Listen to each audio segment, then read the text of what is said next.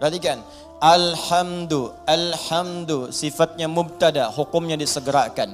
Maka kalau Anda sudah mendapatkan nikmat dari Allah Subhanahu wa taala, Rahman, nikmat sehat, nikmat rizki, harta benda, nikmat keluarga, nikmat kenyamanan hidup, maka bersegeralah untuk memuji Allah Subhanahu wa taala. Syukur kepadanya. Maka Anda ucapkan alhamdu. Sifatnya disegerakan untuk kita menjadikan sifat syukur kita kepada Allah setelah menerima nikmat. Ini hukum umum. Bukankah Anda kalau saya berikan sesuatu, Anda seketika mengucapkan ucapan? Apa ucapannya? Terima kasih. Ya, saya berikan sesuatu, Anda ucapkan pada saya apa? Terima kasih. Ya kan? Anda terima, Anda ucapkan, saya kasih, Anda terima. Begitu saya berikan, terima kasih. Ya kan? Terima kasih Ustaz. Sekarang Allah berikan pada kita. Allah berikan pada saya, Allah berikan pada Anda, Allah berikan pada kita. Nikmat, kebutuhan, rizki, segalanya. Setelah kita menerima itu, apa yang harus kita lakukan? Maka Allah ajarkan kepada kita. Alhamdulillah. Cepat segera. Jangan tunda, jangan diakhirkan. Begitu terima, syukur pada Allah. Alhamdulillah. Alhamdulillah. Jelas sampai sini? Makanya kalimat alhamdulillah ini, itu dalam bacaan tafsir bisa dibaca dengan A. Bisa dibaca dengan A untuk menegaskan. Dari mana taunya Ustaz? Teruskan bacaannya. Wa ruwiya an Sufyan ibn Uyainah wa Ru'bah ibn al-Hajjaj annahuma qala alhamdulillahi bin nasbi wa huwa ala idmari fi'lin.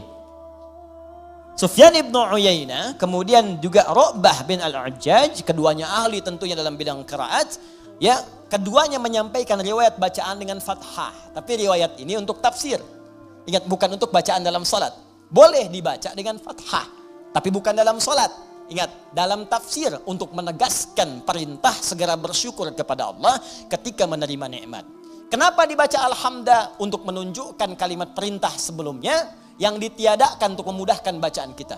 Asal kalimatnya kalau kita turunkan, qulu, perintah dari Allahnya. Qulu. Katakan oleh kalian semua, alhamdulillah, alhamdulillah. Cuman kalimat ini yang nggak muncul. Ya, Allah tidak menurunkan kalimat ini karena sudah dipahami oleh orang Arab. Orang Arab paham. Dari mana pahamnya? Karena menggunakan dhammah. Dhammah ini sifat segera. Jadi sifat segera itu nggak dikasih tahu pun sudah paham, harus segera bersyukur. Cuman kita ini yang bukan orang Arab kadang nggak ngerti kenapa mesti dhammah. Maka dijelaskan oleh dua ulama tadi, kenapa pakai dhammah? Karena asal perintah itu untuk bersyukur sifatnya perintah. Kalau mau dimunculkan dalam tafsir ada kalimat sebelumnya qulu. Kalau dapat anugerah dari Allah cepat minimal katakan, cepat syukuri. Kalau orang Arab gak perlu itu lagi. Makanya ketika Quran diturunkan dengan bahasa Arab tidak menggunakan kata qulu lagi, saking pahamnya orang Arab dengan itu. Cukup dengan kalimat alhamdulillahi rabbil alamin. Paham? Maka kalimat yang pertama, ini perintah dari Allah Subhanahu wa taala, kalau sudah mendapatkan nikmat yang tadi, nikmat diberi, nikmat sehat, nikmat rezeki, nikmat macam-macam, maka adab yang pertama dari kita terhadap Allah Subhanahu wa taala, berterima kasihlah kepada Allah Subhanahu wa taala dengan semua nikmat yang telah diberikan itu. Kalimat pertama yang kita ucapkan, segera bersyukur kepada Allah dengan kalimat alhamdulillahi rabbil alamin. Maka kalau ada sesuatu kita dapatkan, adab yang pertama, saya tulis ya, adabnya nanti ada 3. 1, ucapkan kalimat tahmid. Awas, nanti ada kaitan nih dengan penambahan nikmat. Anak lulus ujian, alhamdulillahi rabbil alamin. Ya, proyek dapat, alhamdulillahi rabbil alamin. Ya, dapat tempat pertama, alhamdulillahi rabbil alamin. Dagangan habis di luar dagangan habis, alhamdulillahi rabbil alamin. Ya, ta'lim lancar, alhamdulillahi rabbil alamin. Dapat traktiran teman, alhamdulillahi rabbil alamin. Dapat tumpangan pulang, alhamdulillahi rabbil alamin. Alhamdulillah. Adab yang pertama. Jadi sudah adab, antum aja manusia ngasih langsung terima kasih. Masa Allah ngasih tiap hari kita gak ucapkan alhamdulillah. Itu adab pertama. Awas, hati-hati, nanti kalimat ini ringan diucapkan tapi dampaknya besar. Kita akan lihat nanti korelasi dengan ayat yang selanjutnya. Pelan-pelan sebentar di sini. Paham sampai sini? Baik, jadi pertama saya ulangi lagi. saat kita kemudian mendapatkan semua anugerah dari Allah berupa nilai-nilai kebaikan, maka adab yang pertama, bersyukurlah kepada Allah dengan mengucapkan apa? Alhamdulillahi Rabbil Alamin. Baik, adab yang kedua, fokus. Perhatikan baik-baik. Bukankah di kalimat Alhamdulillah ini ada alif lam? Ingat ya, ada apa? Alif lam. Saya sering katakan kepada kita semuanya, pada diri saya, pada Anda, pada kita semua. Alif lam pada umumnya terbagi dua bagian, dua fungsi. Masih ingat? Satu, ma'rifah. Lam ta'rif. Menunjukkan sesuatu yang khusus. Yang kedua, istighraq. Ya, alif lam al-istighraq. Menunjukkan sesuatu yang sifatnya luas, menyeluruh. Semua, segala, tanpa kecuali. Ta'rif, qalamun, spidol, pena, pulpen, qalamun, al-qalam, yang ini bukan yang lain. Sabburatun, papan tulis. As-sabburah, papan tulis yang ini khusus, bukan yang lain. Sayyaratun, mobil, banyak di luar kendaraan. As-sayyarah, pakai alif lam, yang itu bukan yang lain. Salatun, umum, salat, gimana aja, mau cepat, mau lambat, bebas. As-salat, salatnya khusus, ada aturannya, ada ketentuannya, nggak bisa sembarangan. Nah, itu baru tahu alif lam ma'rifah saja. Kalau kita bisa baca Al-Quran dengan benar, kita paham. Kenapa kalimat salat dalam Al-Quran yang bermakna ibadah, dari takbir sampai salam, semua kalimatnya pakai alif lam. Kalau nggak pakai domir di akhirnya atau idhofah, pakai alif lam. Coba kalimat salat pertama Al-Baqarah ayat 3. Alladzina yu'minuna bil ghaibi wa yuqimunas shalah. 43, wa aqimus salata wa atuz zakah wa aqimus salat. 45, wasta'inu bis sabri was salat. 153, ya ayyuhalladzina amanu ista'inu bis sabri was salat. 238, hafizu 'alas salawati was salatil wusta. Tadi dibacakan dalam salat Isya, Quran surah 17 ayat 78. Aqimis salata liduluki syamsi ila ghasaqil laili wa qur'anal fajr. Quran surah 29 ayat ke-45. Utlu ma uhiya ilaika minal kitab wa aqimis shalah. Selalu pakai alif lam yang bermakna salat, ibadah. Kenapa menggunakan alif lam? Ingin memberi pesan kepada kita, kalau salat jangan sembarangan. Jangan semaunya. Asal salat. Amin. Masya Allah, zuhur 2 menit. Bayangin. Paling nampak saat tarawih lah. Yang 11 rakaat 1 jam. Yang 23 ada yang 7 menit. Kok cepet amat sih? Amat aja gak cepet-cepet. Lancar tiap tahun diulang-ulang, masa belum lancar juga? Lancar sih iya, tapi kan Nabi juga gak begitu, John. Ada aturannya, ada tumakninahnya, kan? Ada ketenangannya. Kamu gak tumakninah? Wah, tumakninah sedang sholat sendiri tuh, paling belakang perempuan. Bukan itu. Tenang, bacaan nyaman, fasihnya, kan? Ada harakatnya, ada tajwidnya, ada sifatnya, ada makhrajnya, ada ketenangannya, ada doanya. Itu aturan, pakainya pakai alif lam. Ya, itu ma'rifah. Istighraq menunjuk pada yang luas tanpa ada kecualinya. Semua dicakup. Yang semua yang terdapat, tidak ada satu pun tersisa untuk yang lain. Semua tercakup. Nah, dua-duanya ini kita bisa terapkan dalam hukum kalimat alhamdu. Yang pertama, alhamdu. Kalau Anda ingin mengucapkan terima kasih, syukur kepada Allah Subhanahu wa taala, maka khususkan semua syukur itu hanya milik Allah saja. Jangan mengambil bagian darinya. Ini kalau sudah merasakan semua karena Allah, ini kan yang ngasih Anda selamat Allah.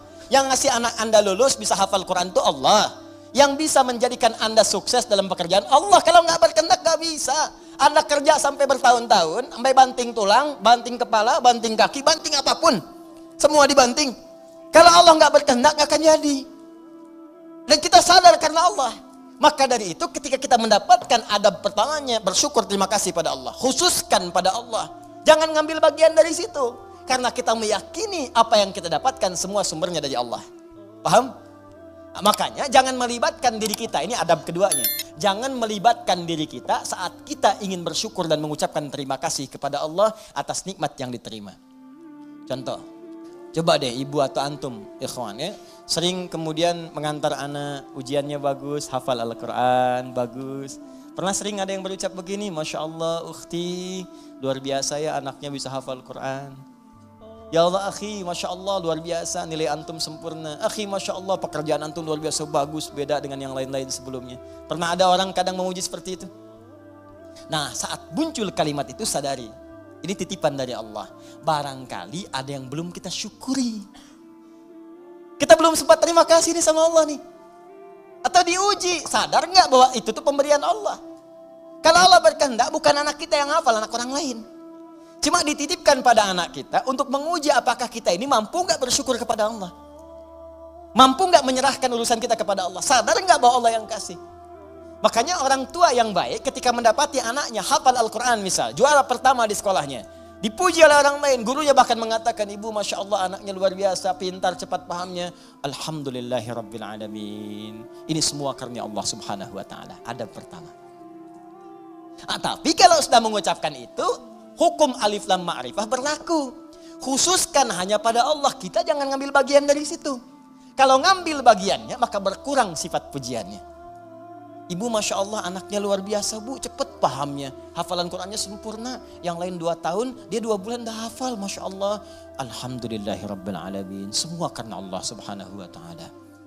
Ya memang saya juga tiap hari sih ngasih. Saya dampingi, terus malam didoain. Cek tahajud, sujud. Kalau cek mau bisa begitu. Habis tuh. Jelas ya?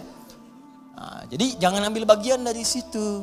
Jadi kalau sudah al pakai alif lam nggak ada walaupun meskipun walau demikian itu hilang. Ya ada ikhwan misalnya kadar Allah sakit di rumah sakit. Hari pertama udah lebih baik. Ditanya sering lupa nih kalimat begini. Gimana akhi? Alhamdulillah lebih baik ya walaupun udah nggak usah. Ya walaupun sedikit lagi udah nggak usah pakai walaupun meskipun walaupun walau demikian itu udah hilang. Karena udah ada alif lam. Jelas ya? Udah ada alif lam. Ini tuh kayak sederhana beneran deh. Bener saya serius. Ya ba satu huruf cuman maknanya dalam. Alif lam. Ya alif lam cuman al dibacanya. Tiap hari al itu banyak. Tapi yang ini tuh beda. Beda dengan yang lain. Anda boleh gunakan al pada yang lain. Tapi al melekat pada alhamdulillah beda. Lain dengan al pukat. Lain dengan al kalin. Lain dengan al yang lainnya. Beda. Jadi al di sini khusus. Ketika disebutkan al di sini. Lekatkan semuanya karena Allah. Gak usah campuri pakai yang lain-lain. Makanya setan itu sering menggerakkan di hati kita pada sisi nafsu. Supaya itu dikurangi. Jadi nilai pahalanya berkurang. Bukan cuma nilai pahala. Nanti saya sebutkan kalimat yang lainnya. Begitu nanti yang ini sempurna. Turun nanti pernyataan dari Allah subhanahu wa ta'ala. Begitu benar. Akan datang lagi yang lebih besar dibanding yang sebelumnya. Datang. Meningkat lagi. Meningkat lagi. Meningkat lagi. Ini yang paling dahsyat. Tapi hukum yang kedua ini mesti berlaku. Jadi begitu ada pujian, ada apapun. Ucapkan apa? Alhamdulillahirrabbilalamin. Tutup bagian diri kita yang ingin maju ke depan. Sudah. Tapi kenapa tapi Pak? Tapi semua ini dari Allah. Tidak ada peran saya sedikit pun di sini. Jelas sampai sini? Baik. Dan al berlaku yang kedua yaitu istighraq pada semua jenis kenikmatan yang kita raih. Ya, awas hati-hati, jangan cuma di satu sisi saja. Awas, hati-hati. Lupa kita itu. Dapat yang terasa materi, alhamdulillah. Iya, alhamdulillah. Dapat proyek, dapat promosi, alhamdulillah. Keturunan, alhamdulillah. Alhamdulillah. Tapi lupa. Bukankah mata ini kadang dirawat oleh Allah untuk tidak sakit? Berapa kali bersyukur dengan nikmat mata ini? Berapa kali bersyukur dengan nikmat telinga yang jelas terdengar? Berapa kali bersyukur dengan nikmat kaki yang bisa melangkah? Anda berharap-harap hebat dapat proyek segala rupa diuji oleh Allah, sakit kaki aja, nggak bisa berangkat kerja hilang tuh, jutaan, ratusan ribu sekian sakit hilang, cuman kaki aja satu, kena duri aja, ya tek, dah. Telinga nggak berfungsi sedikit, pusing capek. Mata, kena gangguan, proyek nggak bisa kelihatan susah. Berapa kali kita bersyukur dengan semua nikmat ini? Kadang kita bersyukur dengan segala hal yang kita dambakan dan belum kita pegang. Tapi kita lupa dengan semua nikmat yang telah Allah anugerahkan pada kita dan melekat pada jasad kita. Maka dari itu dipaksa kita untuk mengucapkan kalimat ini setiap selesai salat. Supaya ingat banyak nikmat yang telah Allah berikan pada kita. Walaupun kita berharap-harap yang lain yang belum tentu kita butuhkan. Kalau bahasa yang lainnya mungkin, ini nikmat dah banyak yang kamu butuhkan, saya berikan. Itu aja belum disyukuri, kamu minta yang lain. Itu aja belum mampu nyukurin, kenapa minta yang lain? Yang belum tentu kita butuh, belum tentu kita perlukan. Makanya setelah kita subhanallah, subhanallah, subhanallah, subhanallah, makna salat apa yang diucapkan? Alhamdulillah, alhamdulillah, alhamdulillah, alhamdulillah, alhamdulillah. Supaya sadar telah banyak nikmat yang kita peroleh. Yang kadang kita menuntut banyak hal yang belum tentu kita butuhkan. Tapi kita telah mendapatkan limpahan rahmat yang telah kita perlukan selama hidup kita. Jelas? Nah, bagian terakhir, adab yang ketiga. Ya, adab pertama, ucapkan tahmid. Ya, satu. Adab yang kedua, jangan mengambil bagian. Atau kita bisa tegaskan dengan kalimat, tujukan khusus kepada Allah. Khusus kepada Allah. Jadi jangan mengambil bagian dari tahmid kita itu. Saya naikkan ke atas sebagai adab kepada Allah. Dalam semua nikmat yang Allah berikan kepada kita, baik terasa ataupun yang belum terasakan. Ya, yang terasa sifatnya ini yang kita dapati dalam kehidupan kita. Yang belum terasakan, yang kadang-kadang kita ikhtiar baru kita peroleh. Jangan bedakan semuanya. Semua setiap kita dapati, alhamdulillah. Makanya kalau berzikir pasca sholat, jangan cuma di lisan. Saat alhamdulillah itu kaitkan dengan nikmat yang telah kita dapatkan. Dia begitu mengucapkan alhamdulillah, alhamdulillah, alhamdulillah. Bayangkan mata sehat, telinga sehat, kaki sehat, hati sehat, pikiran sehat, bening semuanya. Ya, anak sehat, semua sehat, istri sehat, suami sehat. Alhamdulillah, alhamdulillah. Makanya bersyukurnya nikmat. Alhamdulillah. Tapi gak ada yang nyampe ke hati gitu.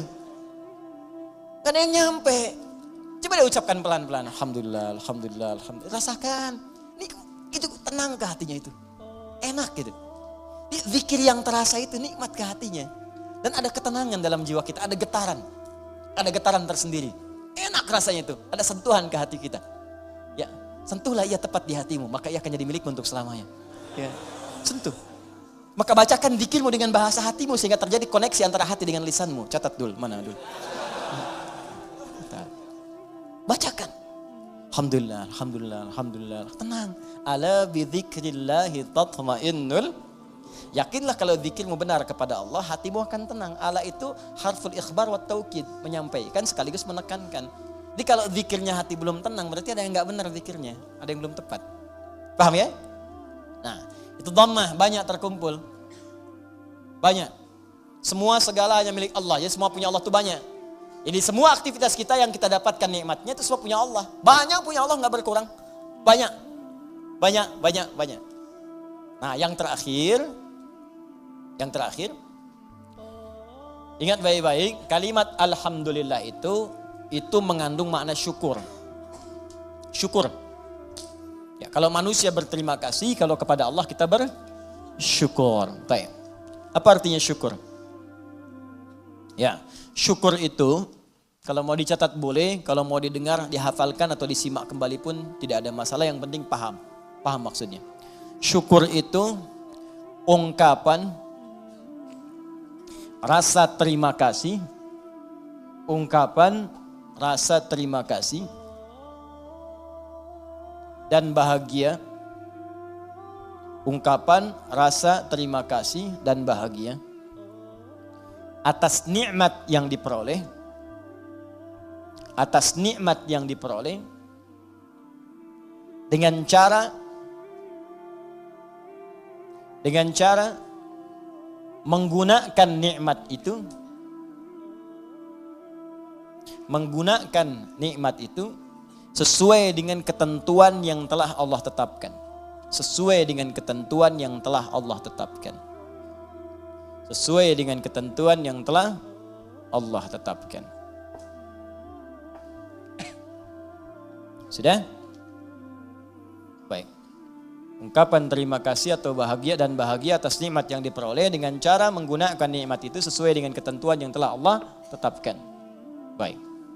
Awas, ini kalimat singkat tapi isinya padat dan akan sangat berdampak dengan kuantitas.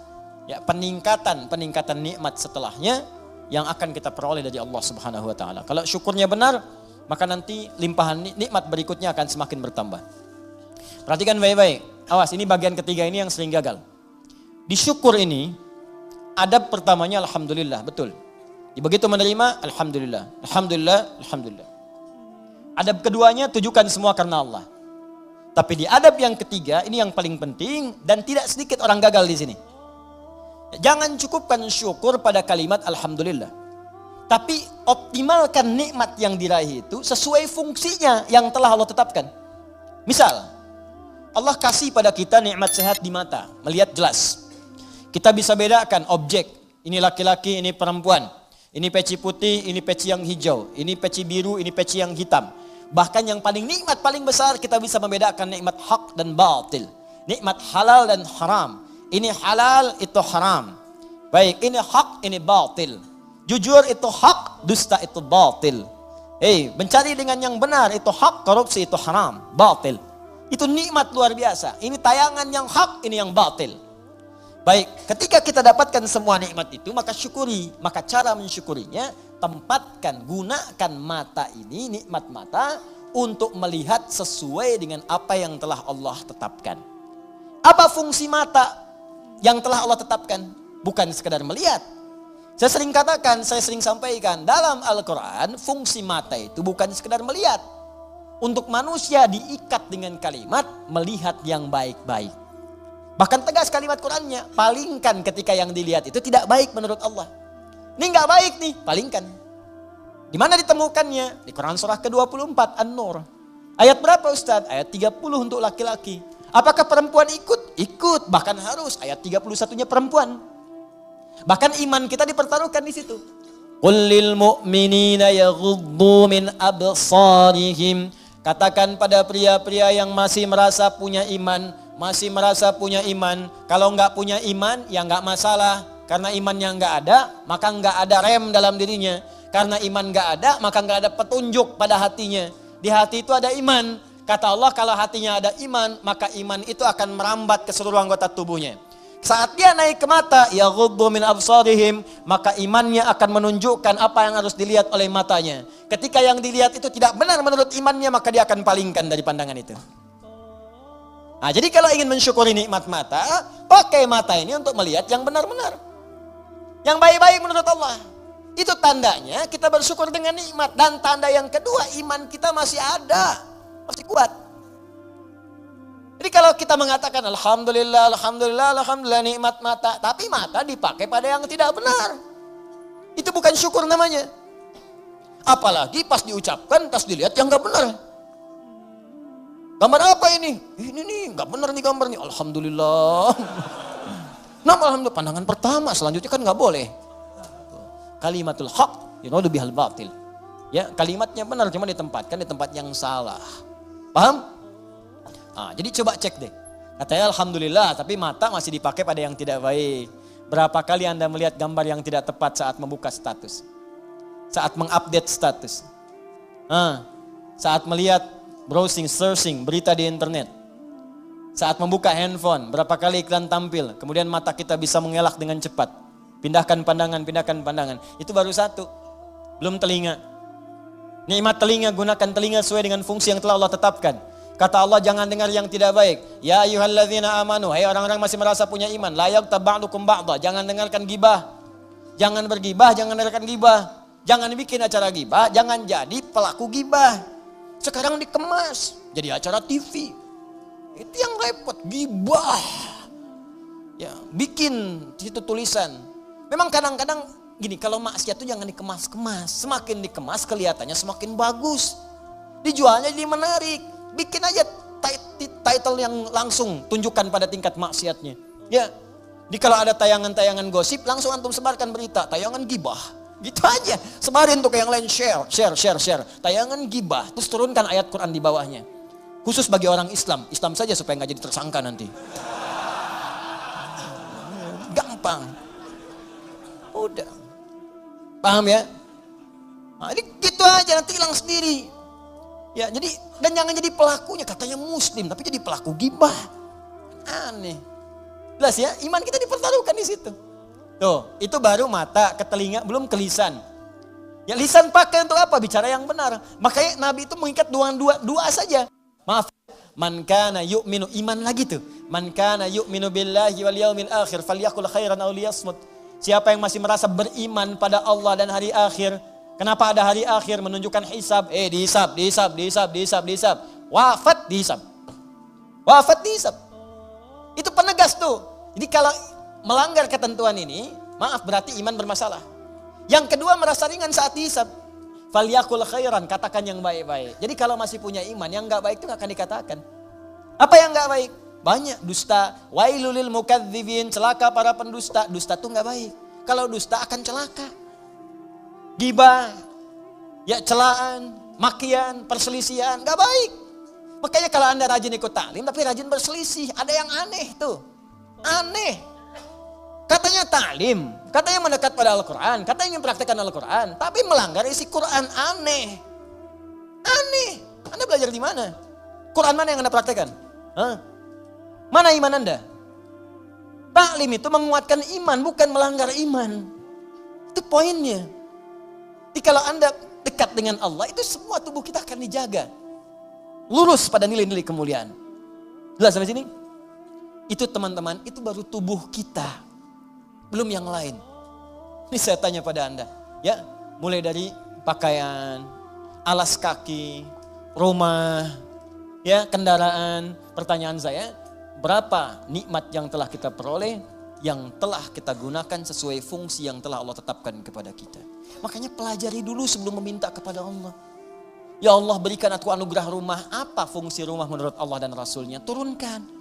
Ada fungsi rumah untuk berzikir, fungsi rumah sebagai naungan. Fungsi rumah itu ada 3-4 dalam Al-Quran. Ada manzil, kenapa rumah disebut dengan manzil? Ada bait, kenapa disebut dengan bait? Ada dar, kenapa disebut dengan dar? Ada maskan, kenapa disebut dengan maskan? Ada di situ turunannya, pelajarin dulu. Jangan ngotot minta sesuatu, tapi ketika diberikan gak bisa syukurin. Itu yang bahaya nanti saat hisab. Nih rumah, kenapa disebut dengan maskan? Tempat untuk tinggal. Tapi kata maskan dari kata sakinah. Sakinah itu sesuatu yang tenang, tentram. Ciptakan ketentraman di rumah, ciptakan ketenangan di rumah. Kalau sudah punya rumah, bikin suasana tenang di rumah. Jangan di rumah ribut terus. Di rumah berselisih terus. Kalau Anda di rumah tiap hari ribut, artinya kurang syukur Anda kepada Allah. Orang yang gak punya rumah, belum dapat amanah rumah, masih ngontrak, ada yang numpang tinggal, dia hidupnya tenang. Masa Anda yang dikasih gak tenang? Padahal tempatnya disebut maskan, tempat untuk tenang.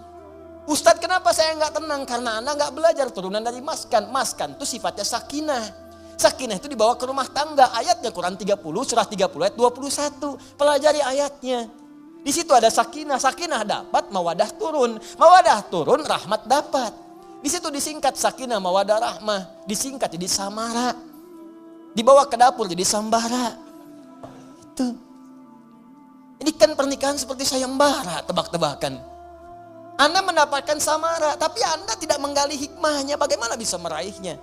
Anda mendapatkan pengen sakinah, tempatnya maskan yang punya Allah, tapi Anda sendiri jauh dari Allah, bagaimana bisa mendapatinya? Makanya fungsi rumah yang kedua disebut bait. Bait itu dari bata yabitu, baitan, tempat menetap. Tapi bukan sekedar menetap. Karena dalam Al-Quran ketika disebutkan bait, sesuatu yang mendekatkan diri dengan Allah. Makanya Ka'bah disebut bait. Quran surah ketiga ayat 96. Inna awwala baitin wudi'a lin-nasi alladzi bi Bakkah mubarakah. Sungguh rumah pertama yang ditetapkan untuk manusia itu apa? Ka'bah yang terletak di Mekah yang diberkahi. Kenapa Ka'bah disebut dengan bait? Untuk menunjukkan setiap fungsi bait itu menghadap ke arah Ka'bah. Kenapa disebut menghadap ke Ka'bah? Untuk menunjukkan ketaatan kita kepada Allah. Ibadah. Diturunkan di hadis Nabi. Pakai zikir. Rumah yang tidak digunakan untuk berzikir seperti kuburan, sepi. Bukan sekedar zikirnya, karena dengan zikir itu kita menjadi lebih dekat dengan Allah. Ketika dekat dengan Allah, rahmat turun. Begitu Joni cara memahaminya. Ini rumah dibangun-bangun, di luas-luas, tapi jauh dari Allah. Ya gimana bisa nyaman tinggal di rumah? Luasin, silahkan aja luasin. Kandang ayam juga luas. Main ke Subang tuh banyak kandang ayam. Kandang ayam juga luas. Apa bedanya rumah Anda dengan kandang ayam? Apa beda rumah anda dengan Ragunan? Ragunan juga luas tuh, kandang singa luas begitu. Hah? Luas. Apa bedanya? Bedanya pakai zikir. Zikir. Apa itu zikir? Banyak di Quran. Salat zikir, Quran surah 20 ayat ke-14. Wa aqimi sholata li dzikri, baca Quran zikir, Quran surah ke-15 ayat 9. Inna nahnu nazzalna dzikra wa inna lahu lahafizun. Bacaan subhanallah alhamdulillah kalimat thayyibat zikir, Quran surah ke-4 ayat 103. Asmaul husna zikir, Quran surah kedua ayat 152. Ditafsirkan dengan Quran surah ke-17 ayat ke-110. Doa itu zikir, Quran surah ke-7 ayat 205. Menghafal Quran zikir, Quran surah ke-54 ayat 17 ayat 22 ayat 32 ayat 40. Kenapa nggak dihidupkan di rumah tuh begitu? Zikir. Semua, ayo coba deh. Dengan istri menghafal kan. Masya Allah. Gak apa-apa sambil bercanda. Setelah itu berlomba. Gak apa-apa. Mama sayang, Masya Allah. Tahu gak bedanya keramik sama kamu? Wah gitu. Gak tahu Pak. Kalau keramik makin lama makin antik. Kalau kamu makin lama makin cantik. Catat. Oh, Bapak bisa aja. Bukan karena bisanya, tapi kecantikan itu memudar di dunia. Saya ingin semua bertahan sampai ke akhirat. Yuk, kita mulai dengan menghafal Quran. Mudah-mudahan kita mendapatkan mahkota di akhirat. Itulah kecantikan dan keindahan yang hakiki di hadapan Allah Subhanahu wa Ta'ala. Masya Allah, Masya Allah. Alim. Praktekin. Masya Allah, Masya Allah.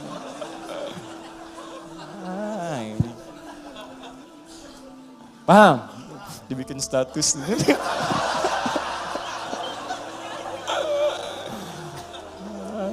Aduh. Dunia ada-ada aja. Gitu caranya. Ini kalau dipakai begitu enak tuh. Coba lah anak-anak. Waduh kalau lihat anak tuh lagi kosong dia baca Quran. Ini lagi main tiba-tiba baca Al-Mulk, baca Al-Qalam, baca macam-macam. Itu indah pokoknya deh. Antum lagi pulang lagi capek tiba-tiba anak dalam mainnya dia baca tuh. Amma yatasalun, lagi main aja, main sepedaan, main apa gitu. Hidup tuh suasana rumah. Pakai trigger dulu, ya, kayak speaker aktif atau apa gitu kan. Ya, kemudian pasangkan 24 jam putar. Jadi suasananya terbawa. Antum belum baca nggak apa-apa, mulai pasang dulu aja speaker aktifnya. 24 jam isi, nggak apa-apa muter. Dan biasakan ya anak-anak begitu. Ya, saya berusaha mencoba. Ya, setelah itu kita berbagi dan itu dampaknya besar. Ya, saya praktekkan dulu sendiri, saya coba dulu pada anak-anak tuh dekatkan dengan Quran. Terus beli mic-kan, dia bicara dengan Quran. Quran tuh karena biasa Quran, makanya ketika dikasih mic pun bukan nyanyi, kasih Quran. Ya, nyampe dibawa ke mall. Begitu ke mall lihat tuh ada mic yang standing itu berdiri. Ya, Masya Allah. Orang kan biasa pakai buat karaoke, tulisannya karaoke. Dia cobain di mall. Ya, wailul likulli humadzatil lumazah. Di mall bayangin tuh. Tapi ya biarin aja sekali-kali di mall ada ngaji kan.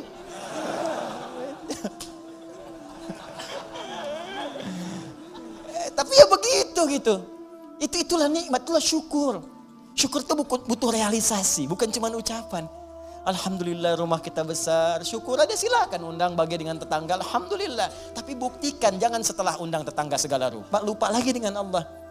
Tuh kalau digali banyak, ada maskan, ada bait, ada dar, ada manzil nazala, turun, manzil tempat menurunkan. Apa yang diturunkan situ? Turunkan keturunan. Makanya jangan pernah bermaksiat di luar rumah. Setelah berumah tangga ada rumah, lakukan semua hubungan di dalam rumah. Jangan maksiat di luar rumah. Ya, yang kedua menurunkan kasih sayang, menurunkan segala rahmat, menurunkan segala perhatian. Di situ berikan pada anak, pada setiap yang ada di rumah dan sebagainya. Itu baru satu. Di kadang-kadang begini, Allah udah kasih, minta yang lain, yang ini aja belum dipakai ibadah. Antum udah nyari-nyari pakaian yang lain, ini pakaian yang dipakai ini udah pernah dipakai ibadah belum? Pakai sholat, pakai ngaji, pakai macam-macam. Ini kadang-kadang begini, saya sering dapat pertanyaan, Ustaz, saya ini cari pekerjaan, gak pernah keterima.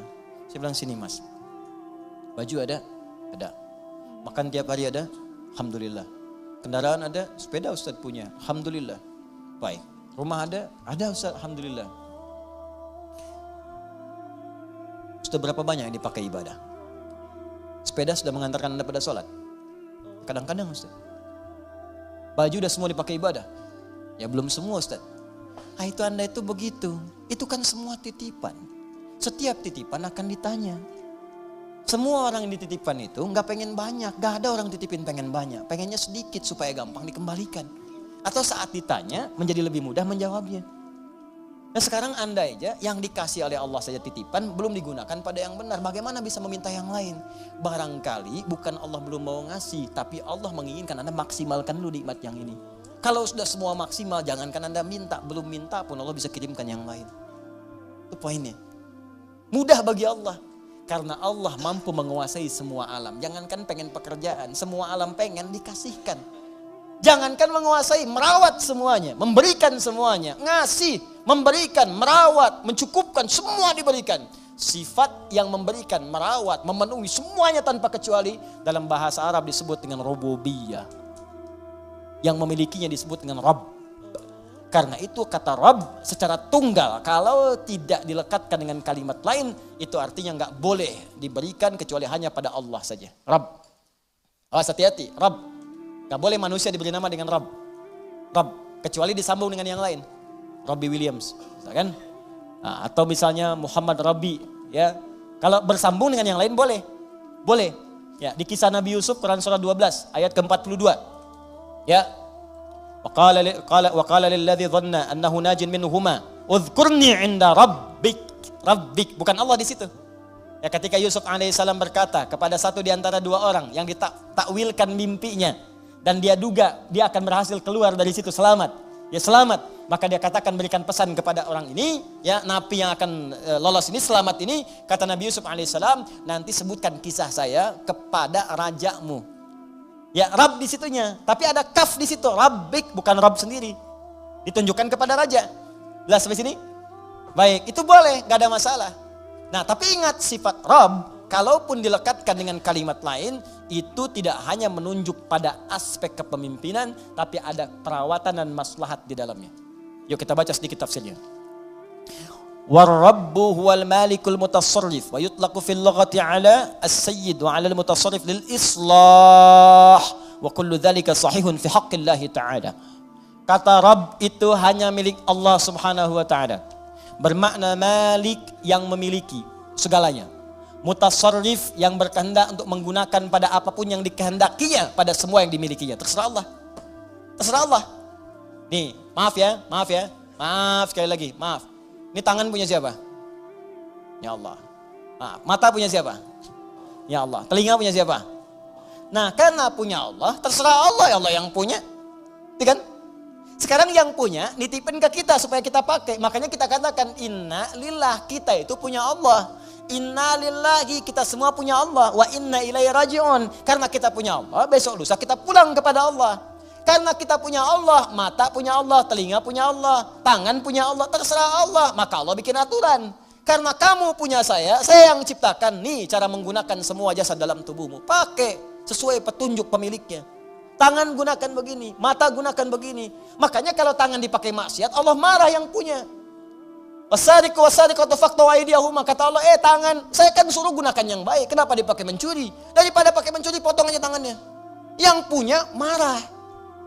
Saya punya motor saya titipkan pada Anda. Saya bilang pakai motor ya, pakai yang baik-baik buat taklim, buat cari nafkah. Anda pakai motor buat maksiat, rampok orang pakai motor itu, saya marah nggak? Marah. Motor Anda tabrak-tabrakin, bemper pengok, spion hilang, gitu kan? Semua habis. Marah nggak saya?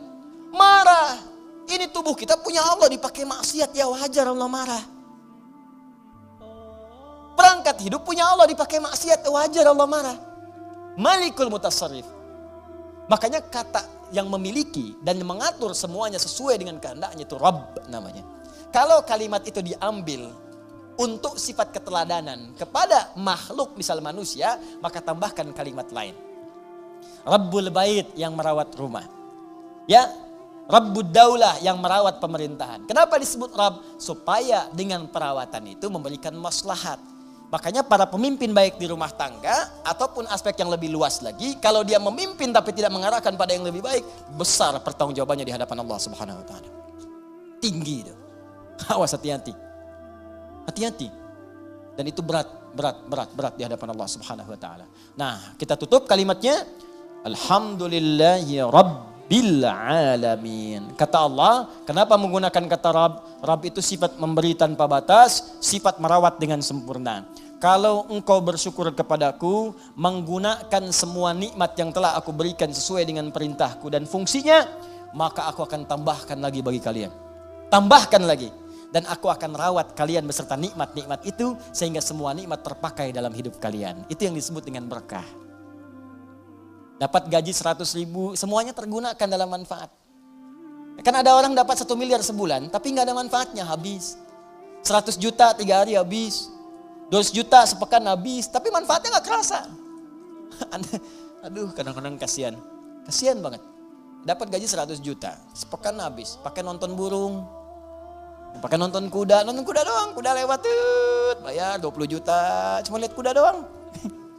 Masya Allah, pakai ini, pakai itu, jalan sini, dia sini nggak menikmati. Kalau berkah nggak apa-apa, makin banyak makin berkah, banyak beri orang lagi, beri lagi, sedekah lagi, berkah nggak apa-apa. Ya, pilih mana? Sedikit tapi berkah atau banyak tapi berkah? Banyak tapi berkah, banyak berkah. Ya berangkat umrah, berangkat haji, sedekah, infak, ini banyak berkah, banyak. Alhamdulillah, nggak apa-apa. Tapi sering terjadi banyak dikumpul-kumpul, dia sendiri nggak merasakan itu. Dan yang paling dahsyat itu kadang berkelahi dengan orang yang dipegang aja di tabungannya belum habis. Itu sekarang banyak orang aneh itu, banyak orang aneh. Beneran, serius saya. Banyak orang aneh. Kalau Anda cek kekayaannya luar biasa. Miliaran, triliunan dan sebagainya. Tapi masih mengharapkan yang lain, itu aja belum kepake buat dia. Bawa uang aja 1 miliar, masuk ke restoran, makan, mau makan apa situ? Itu aja belum habis. Sudah pengen makan aspal, makan hutan, makan ini, makan itu. Allahu Akbar. Apa yang mau dimakan? Kasihan saya. Kasihan bener. Hidupnya kasihan, dikumpul-kumpul kepake enggak. Mati aja, udah. Udah selesai itu. Jadi cuma mewariskan masalah. Dan kalau enggak berkah, celaka. Begitu dia meninggal, orang rebutan, anak cucunya rebutan. Saling tembak, saling bunuh, meninggal. Enggak ada yang dapet. Kan sering saya bilang kayak 2 orang rebutan mobil, dua-duanya meninggal. Mobilnya cuma ketawa. Paham ya? Nah, maka kalau kita benar menggunakannya, Rabb, sifat rububiyah itu muncul. Allah akan merawat. Maksudnya menjadikan semua nikmat yang Allah berikan pada kita berkah. Kepake semua. Kepake, ada manfaatnya. Berkah itu ziyadatul khair, nilai kebaikannya bertambah. Nah, kemudian sifat Allah untuk memberikan tambahan itu dialihkan, diuraikan pada kita dengan melimpah. Tambah. Kata Allah, jangankan rumahmu yang kecil itu, semua alam saja tanpa batas saya bisa rawat. Jangankan kau minta yang sedikit, minta semua alam pun aku berikan karena aku Rabbul Alamin. Karena itu sifat lillah, alhamdulillahi, harakatnya. Kemudian sifat yang kedua ikut Rabbi, bukan Rabbu, Rabbi i-nya menunjuk kepada Allah tadi. Seperti Bismillahirrahmani. Ya, Rahmani i ke Allah. Maka Rabbi ke Allah, Rabbil Alamina. Kata Allah, akulah Tuhan yang merawat, yang menguasai semua alam. Alam saja sudah jamak bentuknya. Alam, jama. Alamin, jam'ul jama'. Jama' dari semua jama'. Jadi kalau ada yang banyak, semua yang banyak itu aku kuasai, kata Allah. Manusia sedikit. Kalau kau mau minta, aku berikan. Apa yang kamu inginkan? Kalau kamu ingin aku rawat. Jangankan kamu, semua alam aja aku rawat, apalagi cuma kamu. Jelas ya? Nah, maka dari itu, pada ayat yang ketiganya, Allah turunkan kemudian ayat yang sangat indah untuk menerapkan kaidah di ayat yang kedua ini. Perhatikan baik-baik. Kalau Anda benar-benar bersyukur kepadaku, kata Allah, menggunakan nikmat dengan baik, sesuai peruntukanku, aku akan tambahkan kepadamu, aku akan rawat nikmatmu, bahkan apapun yang kamu minta, walaupun sepenuh alam, aku akan berikan jika engkau itu butuhkan. Karena aku penguasa, pemilik, dan pengatur semua alam tanpa kecuali. Maka turun Quran surah ke-14 ayat ke-7 di kaidah ini. La in syakartum la azidannakum. Kalau engkau bersyukur kepadaku, la azidannakum, maka aku akan tambahkan kepadamu. Masih ingat teman-teman sekalian? Kalimat alhamdulillahirabbil alamin, bukankah kalimat syukur? Syukur atas apa? Nikmat yang kita peroleh. Di mana nikmatnya? Di kalimat ayat pertama. Bismillahirrahman. Rahman nikmat dunia. Rahim nikmat akhirat. Saat mendapatkan nikmat dunia, alhamdulillah. Begitu kita alhamdulillah, benar alhamdulillahnya, Allah tambahkan rahmannya. Syukur lagi, Allah tambahkan rahimnya. Pahala tambah lagi. Rahmannya tambah, lipatkan lagi. Sekarang motor, besok mobil. Sekarang mobil, besok bis. Sekarang bis, besok kereta. Nambah. Karena itu ketika Anda alhamdulillahirabbil alamin, maka Rahman dan Rahim Allah akan tambahkan. Rahman dunia, Rahim dalam urusan akhirat. Karena itulah pada ayat selanjutnya turun lagi kalimat Ar-Rahmanir Rahim. Untuk menegaskan ketika Anda benar bersyukur kepada Allah, maka sifat Rahman dan Rahim berupa pemberian Allah akan terus dilimpahkan kepada kita. Dan itu janji Allah dalam kalimat la in syakartum la azidannakum. Maka selesai pembahasan dua ayat sekaligus, ayat yang kedua dan ayat yang ketiga. Sekarang pertanyaannya, kalau ada orang yang tidak bersyukur dengan semua itu, dan dia merasa itu punya dia. Seperti Korun pernah dicontohkan dalam masa-masa yang lampau. Sekarang muncul lagi korun-korun milenial misalnya. Ya, korun-korun kekinian. Maka penting kita ingatkan, ada ancaman yang berlaku dalam Al-Quran dan penegasan tentang apa yang terjadi jika seseorang merasa memiliki bukan sebagai titipan yang harus tingkatkan syukurnya kepada Allah Subhanahu wa Ta'ala. Itu nanti yang kita bahas di pertemuan berikutnya dengan turunnya ayat yang keempat, Maliki Yaumiddin.